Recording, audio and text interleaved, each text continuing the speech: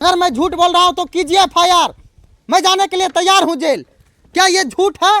क्या यहाँ पे ये खुद से चाकू मार लिए हैं? क्या इसकी पत्नी झूठ बोल रही है? क्या गर्दन में खुद से चाकू भोंक लिए हैं? ये 7 बजे शाम में फोन आए थे, बोले कि आपका पति का ना चाकू मार दिया, बेहोश हो गया दूसरा आदमी। किस तरीके से तमिल में वो पूछा था आपसे? वो आना करके बोला कि कोयमपालियम किधर है आना।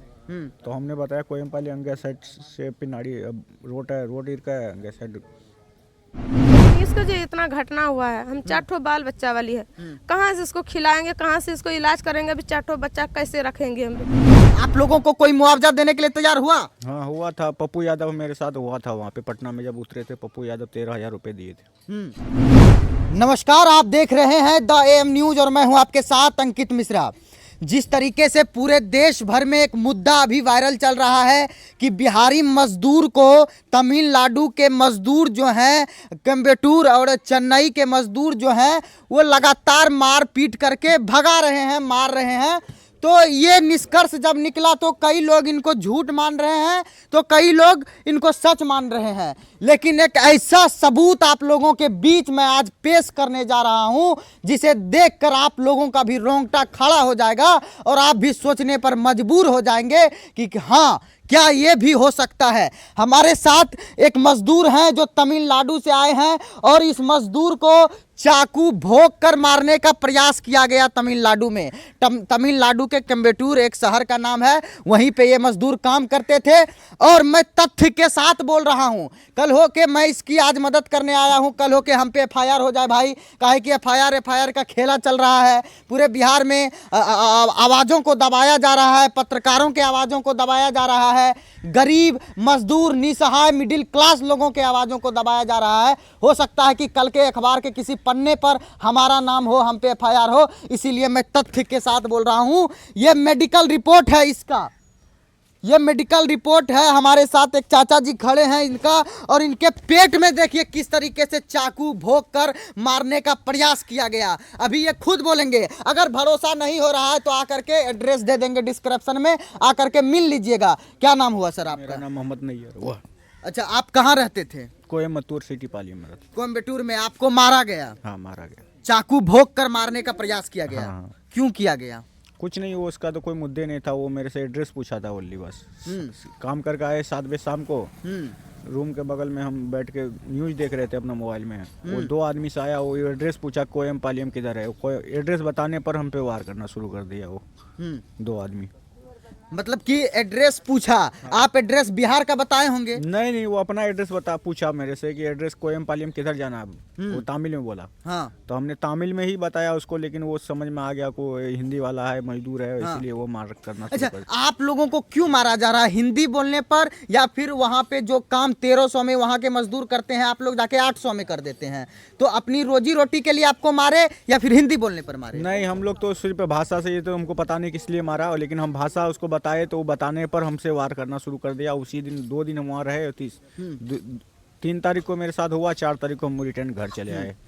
और जला हमारी बिहार की प्रशासन, बिहार पुलिस, देखिए आप लोग जो लगातार कह रहे हैं कि नहीं तमिलनाडु में कुछ नहीं हुआ है, मैं भी आपका समर्थन करता हूं, चलिए कुछ नहीं हुआ है, लेकिन मैं आपको सबूत दिखाता हूं। कल होके मैं देखिए मदद कैसे करूं। अब हम लोगों की आवाज़ को दबाने लगे हैं ये लोग, हम लोगों पर एफआईआर करने लगे हैं। सच तक के सुपरस्टार मनीष कश्यप के आवाज़ों को ये लोग दबाने का प्रयास किए हैं। जरा सा ये दिखा दीजिएगा, जरा सा ये अंधा कानून को थोड़ा सा भरोसा हो जाए।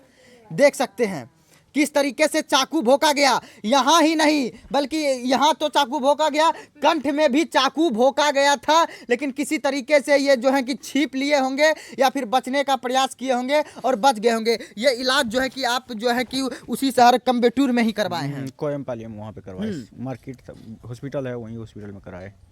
आप कहा यह जा रहा है कि आप झूठ बोलकर वहाँ पे इलाज करवाए कि हाँ हमको चाकू नहीं मारा है? नहीं, वहाँ पे तो हमको सरिया कह के बोला, सरिया साइड पे काम करने के टाइम में लगा है, इसलिए इलाज किया। नहीं तो पुलिस केस हो जाता। पुलिस केस भी हो जाता आप पे? नहीं करता वो इलाज फिर।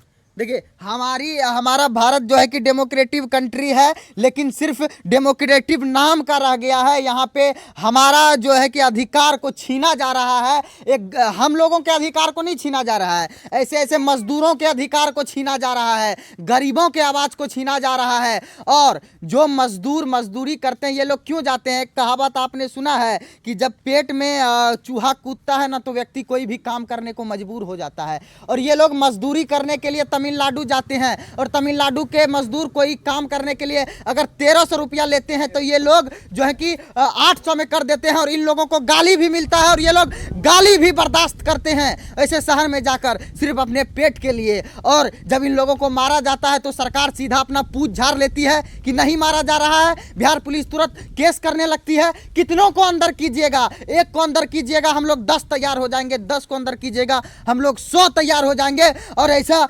मजदूर का आवाज बन के हमेशा आपके सामने खड़े रहेंगे। ये उनकी पत्नी है। अच्छा, आपको फोन आया था कि आपके पति को चाकू हाँ, भोंका 7 गया है। बजे शाम में फोन आए थे, बोले कि आपका पति का ना चाकू मार दिया, बेहोश हो गया। दूसरा आदमी बोले कि नहीं, अभी हॉस्पिटल ले गए थे, उनका पापा भी होश आया ना, बोले कि नहीं उसका है ना अभी इलाज चल रहा है, आप लोग होश में आ जाइए।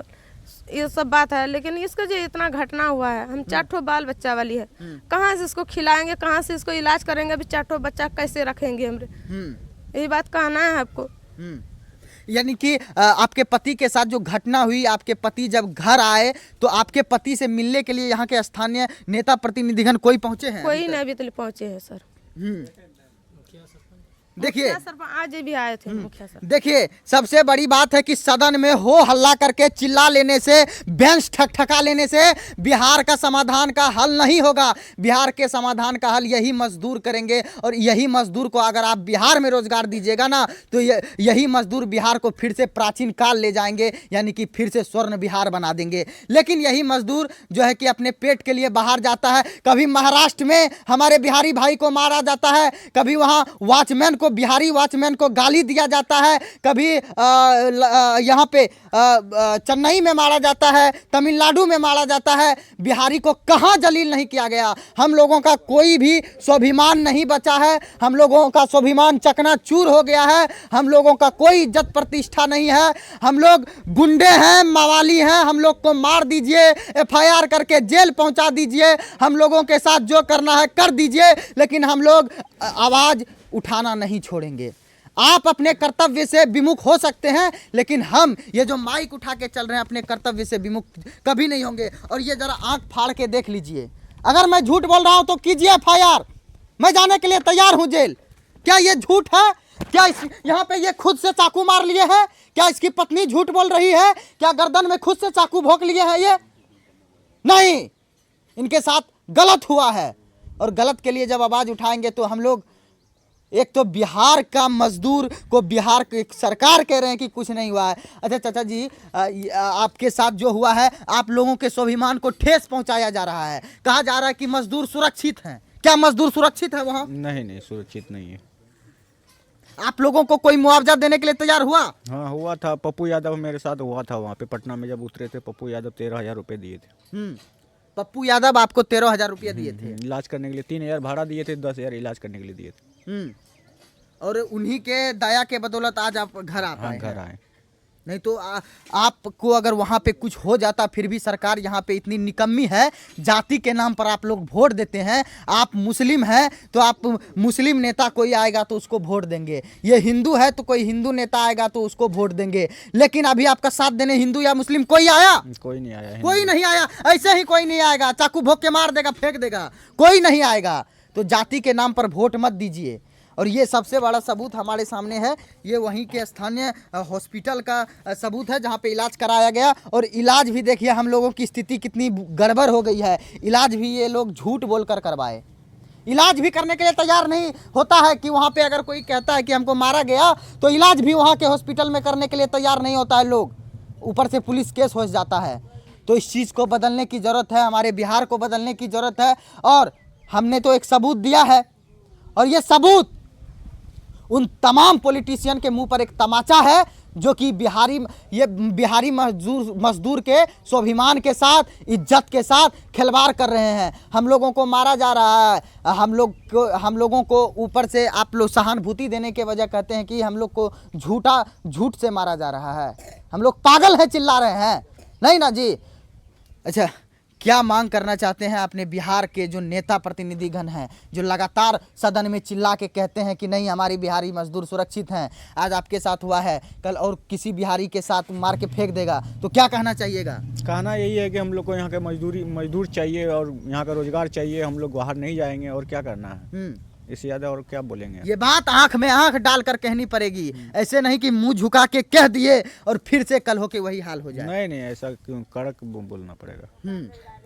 कोई तो साथ नहीं दिया, पप्पू यादव साथ दिए। पप्पू यादव साथ दिए। यहाँ अभी तक कोई नहीं आया। कोई नहीं आया मिलने के लिए। अब मर भी जाते तो कोई नहीं आता। नहीं, कोई नहीं। इधर आ जाइए, थोड़ा सा पीठ दिखाइए। पीठ में चाकू भोंका गया, आप लोग देख सकते हैं। और ये लोग कहते हैं कि नहीं हुआ है। तो क्या हुआ भैया, क्या हुआ है? तो आप बताइए ना। रोज जो फोन कॉल आ रहे हैं, मजदूर रो रहे हैं, रोजाना वीडियो वायरल हो रहे हैं। चलिए, वीडियो हमने माना कि झूठ है, वो कहीं का भी हो सकता है, लेकिन जो ऑडियो कॉल आ रहा है वो तो झूठ नहीं है ना भैया। थोड़ी सी भी अगर सच्चाई है इस मामले में, हल्की सी भी 1% भी अगर सच्चाई है, तो आपको तुरंत जांच करना चाहिए इसका और तुरंत इसको संज्ञान में लेना चाहिए। क्या मांग करिएगा? मांग हम यही करेंगे, हम लोग को यहाँ पे रोजगार चाहिए। हम लोग घर पे ही रहेंगे और कहीं बाहर दूसरा नहीं जाएंगे। अच्छा, कितना चाकू मारा गया आपको? हमारे पास 2 बार इधर मारा गया, पीछे मारा गया और इधर गला में वार करने वाला थे, लेकिन हम बचा लिए। कहाँ मारा गया चाकू? वो कोयमपालियम सिटी पालियम। राज्य कौन सा था? चेन्नई था। तमिलनाडु। कोयम्बतूर शहर पड़ता है। आपके साथ और कोई भी आपका दोस्त? हाँ, 11 आदमी थे हम लोग। सब घर आ गए हैं। सब घर आ गए हैं? हाँ, सब घर आ गए। उन 11 को भी मारने का प्रयास किया गया? हाँ, उन लोग को भी जा रहा था, लेकिन हम पहले आ गए तो हम ही से वो रिटर्न आ गया। जब मेरा आदमी निकला तो वो भाग गया वहाँ से। अच्छा, आप जहाँ रहते थे उनके अगल बगल में भी ऐसी घटनाएं हो रही थी? नहीं, वहाँ तो ये मेरे साथ फर्स्ट हुआ था, उसके बाद कोयम्बतूर उधर हुआ था, हट के थोड़ा हुआ था।